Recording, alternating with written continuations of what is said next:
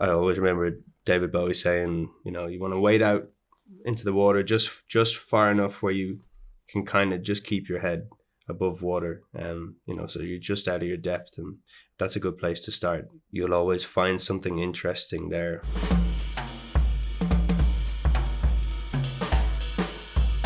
Hello and welcome to What Do You Want to Talk About? I'm Ben, this is Baz and Sam. Hi guys. How's it going?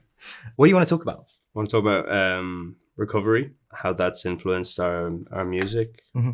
For me, recovery is recovery from the disease of alcoholism. Sounds like a real sort of severe term, but that's because it is, you know. Eventually it gets to the point where worldly things are not actually going to be enough to get me to stop. It's got to be the treatment found in the book of Alcoholics Anonymous and the steps associated with that.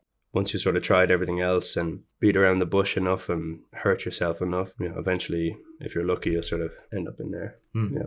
I met Barry through Sobriety, you know. It's a massive part of our relationship. We had, you know, a different relationship originally where Barry was my sponsor. So he took me through the 12-step program, and then I got into recovery and I got clean and sober. And then maybe after 18 months, we became more friends, you know, and musical kind of partnership formed. When it came to making music, because we've been on this journey together, you know, we were able to be so open with each other. When you realize that the reason why you were drinking and using so many drugs was actually the solution to your problem, not the problem. You know, you realize that, like, oh shit, I actually have a lot of work to do on myself. So then when you go through the steps with your sponsor, you kind of uncover all those things about yourself, you know. Yeah, getting sober is just the start. Yeah. You know? So obviously your relationship suddenly becomes something like very personal and very open, and it should be a very comfortable thing, you know, not an uncomfortable thing. It's funny, this whole conversation, you know, to a lot of people, they think it's very taboo. Like, they think it's very like, oh, I'm better not ask him about his sobriety or something. But it's not like that at all, you know. It's, firstly, I love talking about it, but secondly, it's like, it's the best thing I've ever done in my life, you know. Like, there's a real freedom found in it. It's not the case that you have to be sort of removed physically from any temptation. You know, I've stayed out all night. I've had the best nights of my life being sober. The amount of courage it takes sometimes to actually get to that level that you need to be at to be able to open up, you know, and to sort of put down your guard enough and to become fragile actually takes a lot of strength. And what does it do to the way that you both individually experience nights now? Well, I think, like, you know, last weekend I was out with a friend who I'd been out with the previous week, and we'd been out until maybe 2, and we walked home together, and it was a lovely time. And she came up to me and she said, oh, you know, the other day, she was like, I'm so sorry. I was so drunk that other night, and yeah, like, how are you feeling the next day? And I was like, you know that I was sober, you know? She didn't even know. Because people, they don't even realize, you know, when you're there and you're participating in it, when you really accept, like, truly in yourself, like, I'm not able to do that. The person who can have a few beers and go home, the deep acceptance of that I'm an alcoholic, I can't drink or I can't use. There is no problem after that. You know, there's no temptation. You just won't go there, you know? And I think that for me was the thing that set me free from all that, because before I did the 12 steps, I tried to be sober multiple times. There was a whole year period of long-ish stints of sobriety and then relapse, and then I couldn't get it, you know. It's because it was only in the 12 steps of recovery, which is in the AA book, that I found that acceptance. Do you know what I mean? And that acceptance set me free from the obsession and the how uncomfortable I felt being sober, and I didn't see how it could be enjoyable being sober, but there is a way to do it that sets you free from all that, you know. I'm not going to go out with someone and they're having a drink in front of me and be like, oh yeah, this looks like so much fun, I'm gonna do that too, you know. It's not gonna, it doesn't work like that, you know. This freedom that you're talking about, this freedom to, and this kind of vulnerability and the openness that you have with each other, how has that shaped your ability to be able to create music together? I just think the sort of intimate understanding of each other through the lens of the shared illness and the difficulties of being a human being with that problem. It's always been so hard to talk about.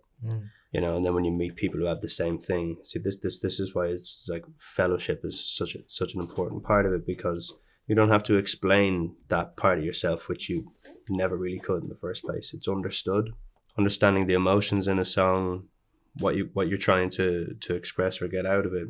It was just a really instant thing, a connection which spread itself into musical creation pretty seamlessly, you know. At that time when we first met and started writing together and we were doing the recovery, everything apart from the music, all these kind of themes that were taking place in our lives, you know, bringing up all the stuff from the past, all the pain, all the good stuff, everything that led up to the point of like, why did you get sober? Why do you need to get clean? Like when it came to, okay, you know, we're going to take a break from that now and we're going to just wind down and play some music together. Like we had these really like relevant themes to pull from. It's always been really fruitful, but just from the get-go, it was like the inspiration from our own experiences were just like in the air to pull out of, you know. It was amazing.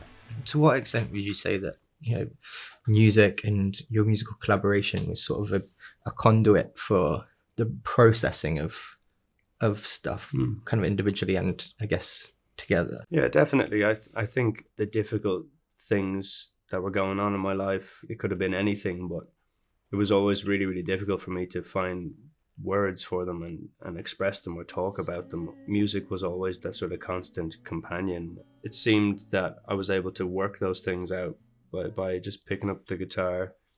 I wasn't writing masterpieces now, you know, but that didn't matter. What I was going to the instrument for, that's always been the same. You know, the band is doing incredibly well.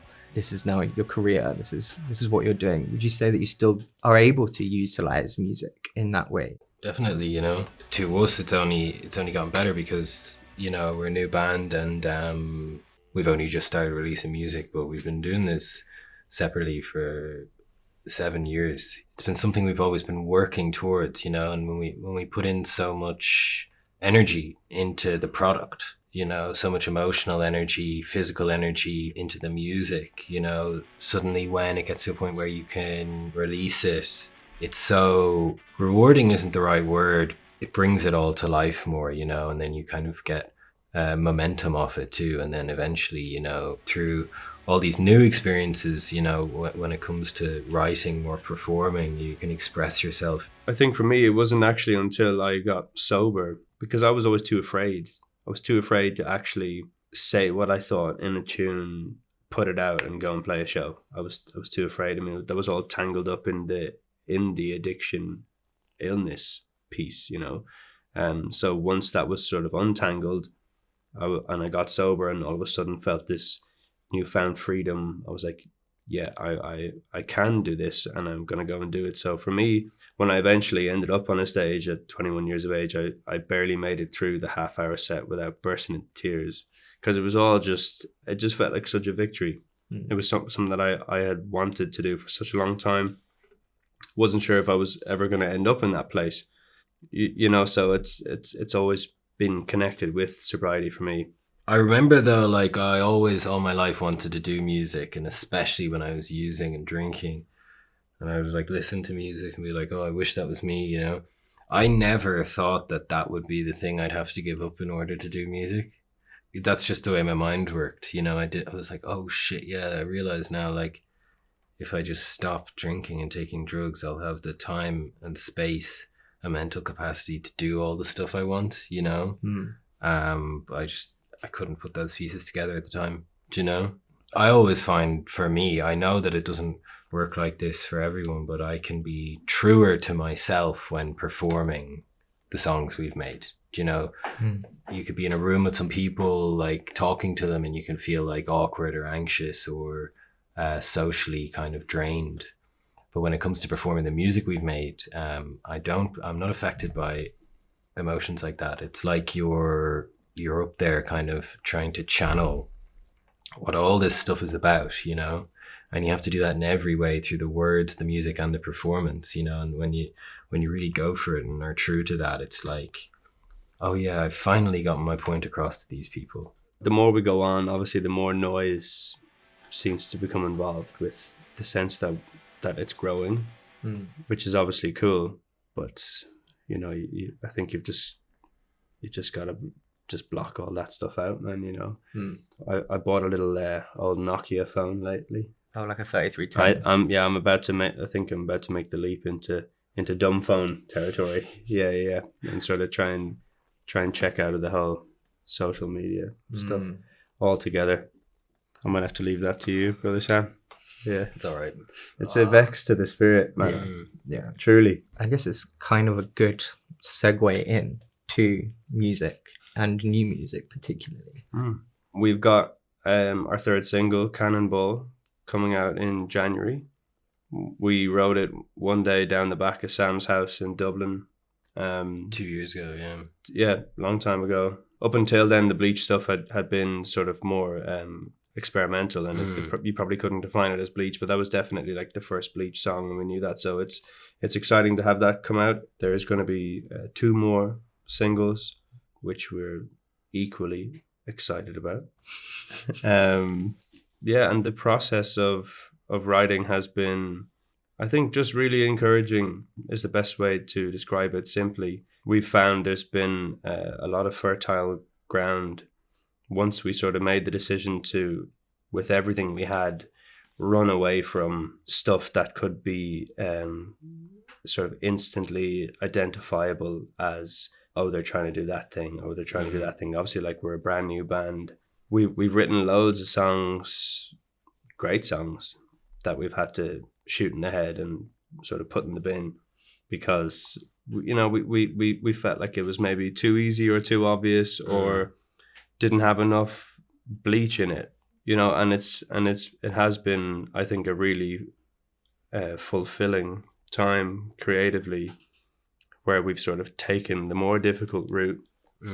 I just think you'll hate all your stuff if it's like, if it comes too easy. It just sort of seems too obvious. I always remember David Bowie saying, you want to wade out into the water just far enough where you can kind of just keep your head above water, so you're just out of your depth, and that's a good place to start. You'll always find something interesting there, and so we're excited to have this first batch of tunes, all be released.